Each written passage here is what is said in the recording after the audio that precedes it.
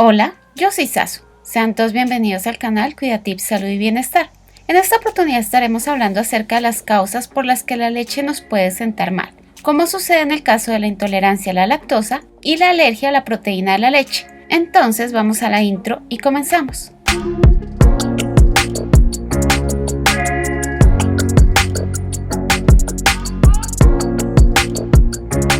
Hace unos meses en el video ¿Qué efecto tiene en la salud el consumo de leche y derivados lácteos?, hablamos de los beneficios de consumir leche para el control del peso, la salud de los huesos, el corazón y su efecto en ciertos tipos de cáncer.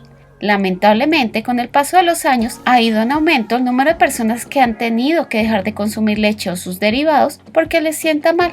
En este video aprenderemos sobre la intolerancia a la lactosa y la alergia a la proteína de la leche, dos condiciones que a veces se confunden y que a su vez causan que la leche no sea bien recibida por nuestro sistema digestivo.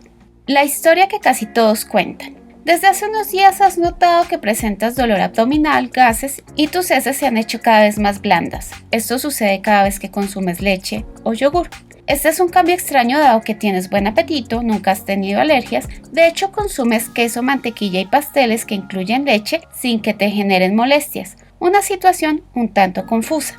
Al detenerte a pensar en qué te está pasando, puede que aparezcan en tu mente términos que has escuchado con relativa frecuencia en la televisión: intolerancia a la lactosa y alergia alimentaria.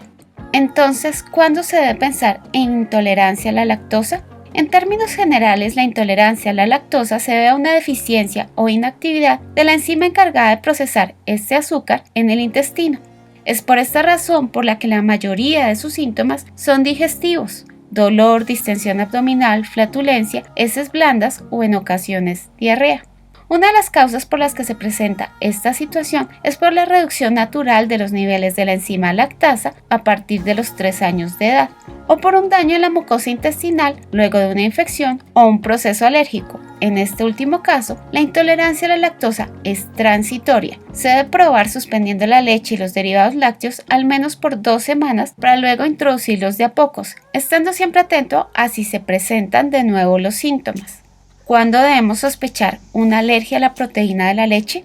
Las primeras manifestaciones de la alergia aparecen en los menores de 3 años, 48 horas después de haber consumido la leche, como una respuesta de las defensas del organismo a algo que consideran nocivo.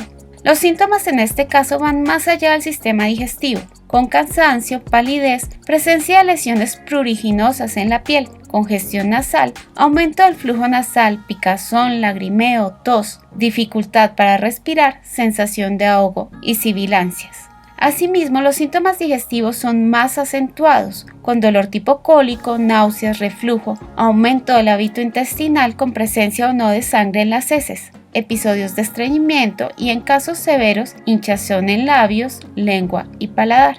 Se aconseja que si se trata de un bebé en periodo de lactancia, la madre limite el consumo de leche y sus derivados. Si es un bebé que se alimenta con fórmula láctea, se indica que se utilice una fórmula ampliamente hidrolizada y se debe evitar tomar leche de cabra, ya que puede suceder que la respuesta alérgica se extienda a los distintos tipos de leche de mamíferos.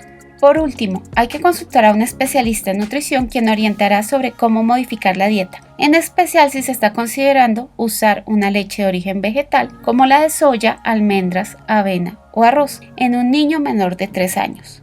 Si te gustó el video, no olvides darle like, suscribirte, activar las notificaciones, colocar en los comentarios tus sugerencias para nuevos videos y acompañarnos en una próxima oportunidad.